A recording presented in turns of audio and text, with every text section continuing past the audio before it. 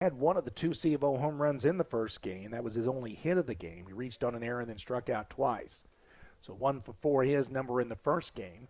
And the first pitch low and outside here, ball one.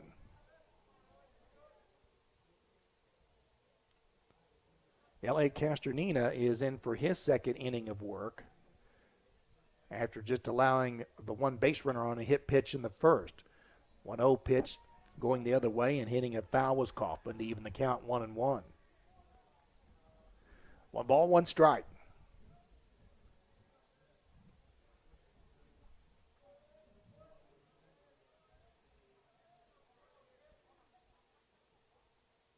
Taking his time after the ball comes back into play. Still now coming to the plate. 1-1 pitch. Fly ball, right field. That one is ducking low and he's going to drop in for a base hit. You know, when that went off the bat, I thought it might stay up in the air long enough. But again, as we said, in the first game, even though the wind's pretty steady out of the south, the way the field places here, that's actually a crosswind. Next up for the So Bobcats. it's not too surprising when you see right fielder number 34, Trey things Riley. like that happen in a ball that looked like it might stay up in the air. Certainly thought it was going to be off the bat, and I think the right fielder out there, Creekmore, thought so as much as anybody, but it fell in front of him. Now the runner's going to go, and this is going to be an easy out at second base as going on the pitch was Kaufman, and that one was just very, very easy. So the base runner gets wiped out on the caught stealing. So now 1 down in the inning, ball 1 at the plate to the C of O right fielder, who now just hits it down the line. So they're going to get the runner back at second and maybe more. That goes all the way into the corner. They're going to hold him at second with 1 down.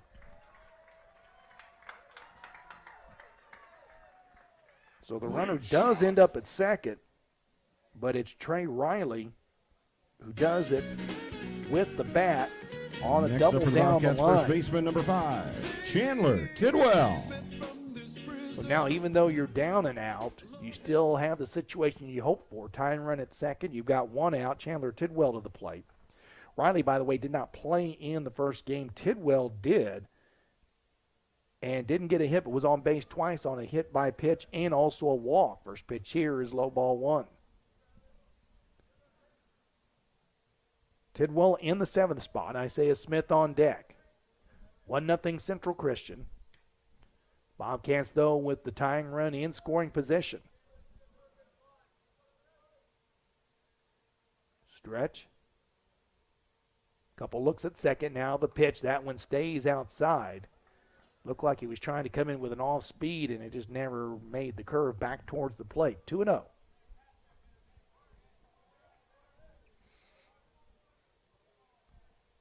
Riley, it's a conservative lead at second.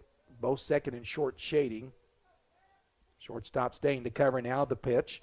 Ground ball to the right side. First baseman will take it himself for the second out of the inning, but that does move Riley over to third. So Isaiah Smith at the plate, and this is a situation we talked about in the first game as well. Next even up though for the there are Bobcats, 2 outs, center fielder number 11, Isaiah you're Smith. a runner at third in this situation always at least gets in the back of the mind of the pitcher or the catcher to make sure that they are able to handle any pitch and don't give up a cheap run on a wild pitch or a pass ball. Smith lines it up the middle, doesn't make any difference. This is going to be a base hit. And actually the ball was stopped by the second baseman, but wouldn't have mattered anyway. It was in the hole, and Smith gets a hit to tie the game at 1. So the Bobcats overcome the caught stealing after the leadoff single. And Riley, Next up for the Bobcats, Tidwell, and shortstop Smith number 8, combined Blake Holtgren. to get a run home.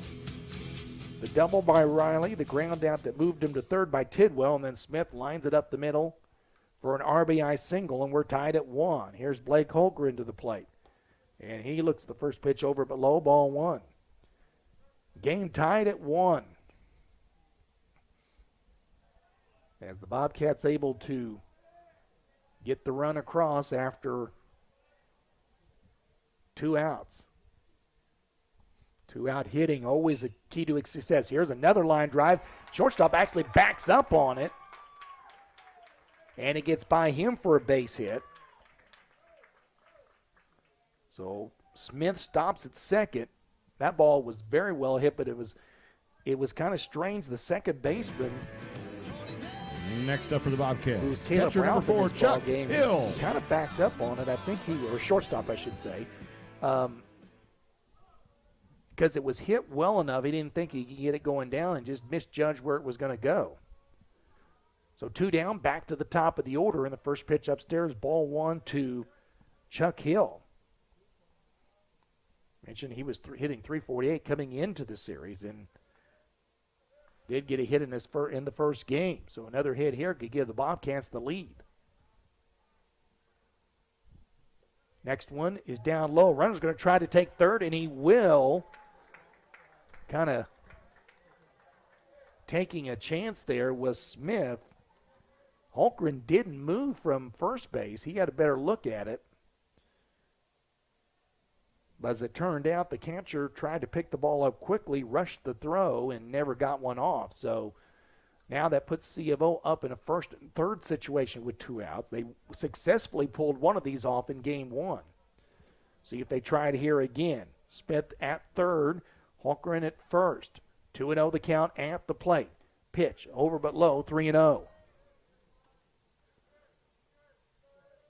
Probably not going to try it now with a 3-0 count because you've got, even though he was retired the first time up, you got your hottest hitter today and Dak coming up on deck. So you're going to try to get the bases loaded for him, and they will.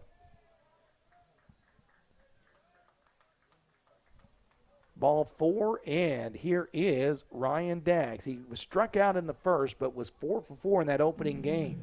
Next up, third baseman number 31, Ryan Daggs. Daggs has a chance to really put a big number on the board here if he can connect with one anywhere.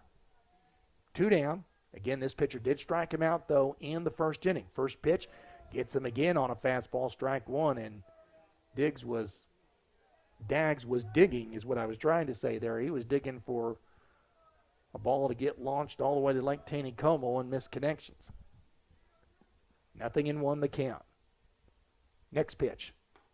Another fastball in there for strike 2, and Daggs just cannot catch up with this pitcher so far.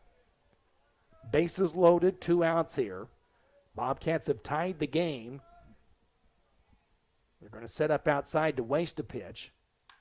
And instead, it's actually over the plate, and Central Christian's going to get a break here. That pitch was not where they wanted it, but it's popped up in the air to the left field, and Daggs is retired for the second time on the pop-up.